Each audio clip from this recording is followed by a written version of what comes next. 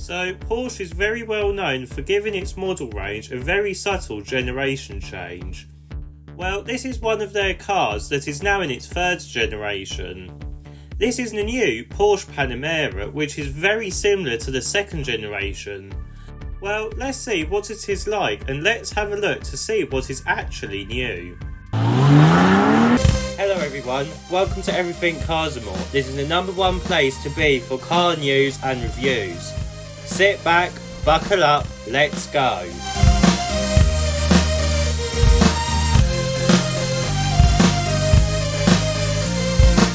So looking at the front of the Porsche Panamera, and you wouldn't think that this is a new car but more of a facelift, and I wouldn't blame you if you did think that.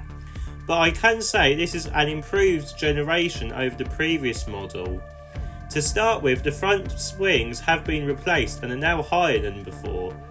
Because of this, we get a new set of headlights which are squarer than before, like what the new Cayenne has. We also get a new front bumper design which houses a big central air vent as well as some big side vents.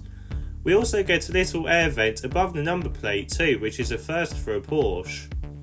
We also get a newly designed bonnet with some sharper creases, but overall the front does feel slightly more modern. Moved round to the side and we get a new higher front wing design, like I've said in the first part. The side vent is also slightly different because of this. Now, from the side view, you would think that this is similar to the second generation.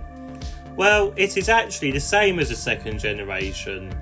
The doors, the wing mirrors and the rest of the body panels are the same apart from the small rear window at the back, which has a sharper design to it.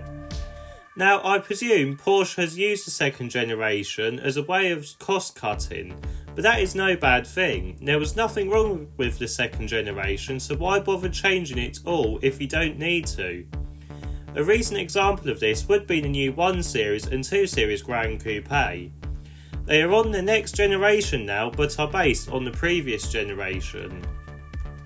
Moving around to the back, and we get a newly designed taillight design with an integrated light bar. Now, I do like the design of the Porsche light bars, but for me this one feels slightly too thick. If it was slimmer like what the 911 had, then it would look perfect. The bumper also has a new design which is squarer than before too and looks more modern. We also get some real exhausts too. Talking of exhausts, let's have a look and see what engine and gearbox options you can have with the new Porsche Panamera. So the Porsche Panamera consists of 7 different trim levels. Let's start with the first one. This is called Panamera and this uses a 3-litre turbo 6-cylinder petrol engine which has 349 brake horsepower. This can do 0 to 62 in 5.1 seconds and is mated to an 8-speed PDK automatic gearbox, and the power is sent to the rear wheels. The next version is called Panamera 4. This uses the same 3-litre turbo 6-cylinder engine as the Panamera. It also has the same brake horsepower at 349, but the 0 to 62 time has decreased to 5 seconds because the power is now sent to all 4 wheels through the same 8-speed PDK automatic gearbox.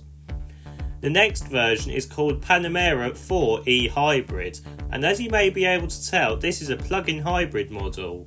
This uses the same 3-litre turbo 6-cylinder as before, but it now has a 186 brake horsepower electric motor connected to it to give a total of 467 brake horsepower. 0 to 62 is dealt with in 4.1 seconds and power is sent through an 8-speed automatic PDK gearbox to all 4 wheels. Compared to the previous generation model note, the electric-only driving range has increased to around 55 miles, which is quite decent, and this is thanks to a new 26 kWh battery pack. The next version of the Panamera in the lineup is called Panamera 4S e-Hybrid. This again uses a 3-litre turbo 6-cylinder engine and an electric motor, but the power has been increased again to 542 brake horsepower. This gives the Panamera a 3.7 second 0 to 62 time, and the power is sent through an 8-speed automatic PDK gearbox and is sent to all 4 wheels. Just like the other hybrid model, the electric only range is about 55 miles, which is still quite decent. The next version we are going to look at is another pure petrol unit. This is called Panamera GTS. This uses a 4 litre 8-cylinder engine which has 498 brake horsepower. 0 to 62 time is rated at 3.8 seconds, which is still quite good, and the power is sent through an 8-speed automatic PDK gearbox to all 4 wheels.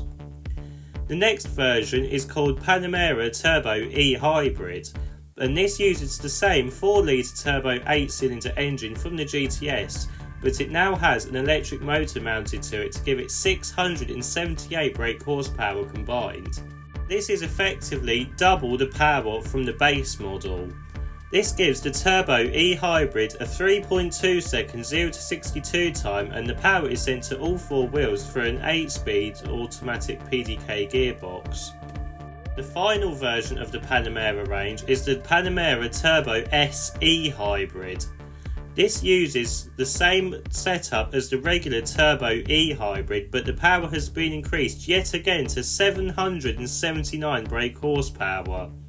This gives the Panamera a 2.9 second 0 to 62 time, which is very quick, and the power is sent through an 8-speed automatic PDK gearbox that goes to all 4 wheels.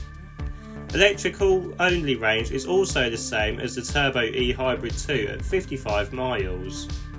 The price of the new Porsche Panamera starts at £82,500, but it can go all the way up to £168,700 for the top of the range model without any options. This means you could easily reach the £200,000 mark easily. Right, let's have a look and see what is new inside the new Panamera. So, climb inside the new Panamera and it feels more modern but also very similar to the previous generation. To start with, we get a new dashboard layout with a 3-screen setup like the new Cayenne.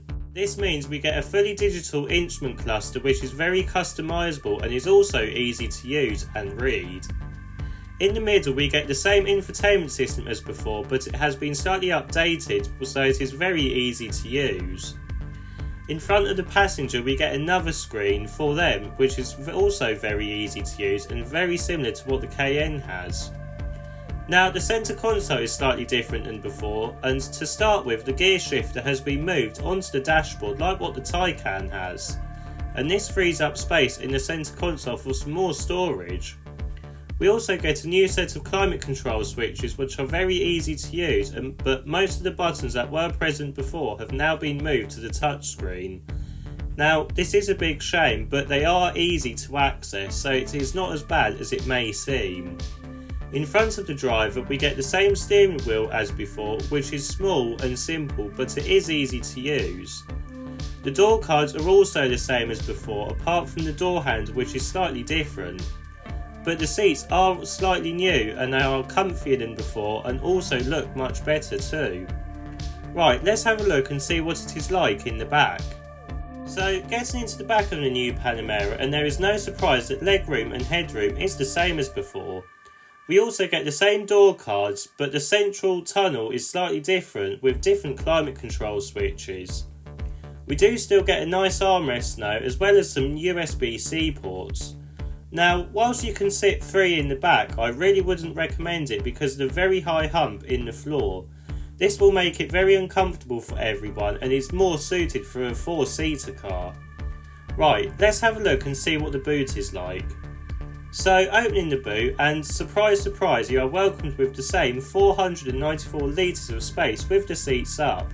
And like I said, this is the same as the previous generation. Folding the seats down and you are welcomed with 1,328 litres. But if you do go for a plug-in hybrid model, then these figures will decrease slightly because of the batteries in the boot.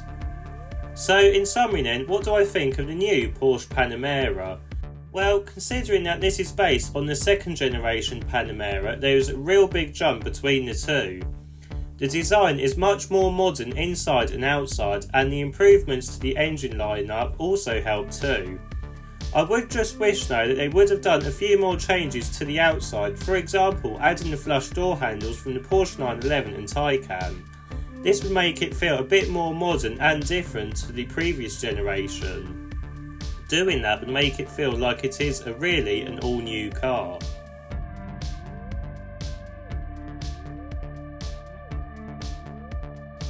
If you like this video, please don't forget to like and subscribe. See you in the next video.